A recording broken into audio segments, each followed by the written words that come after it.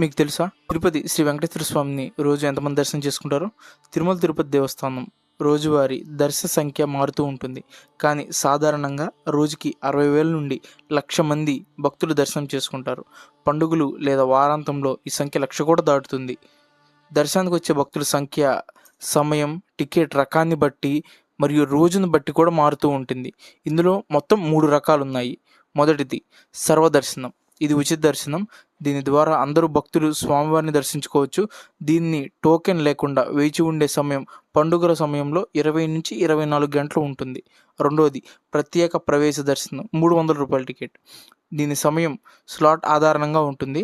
సాధారణంగా దీనిని 2-4 గంటల సమయం పడుతుంది. మూడోది శ్రీవాణి విఐపి దర్శనం. దీనికి దాదాపు 1 గంట సమయం పడుతుంది. ఇది అత్యంత వేగవంతమైన దర్శనం.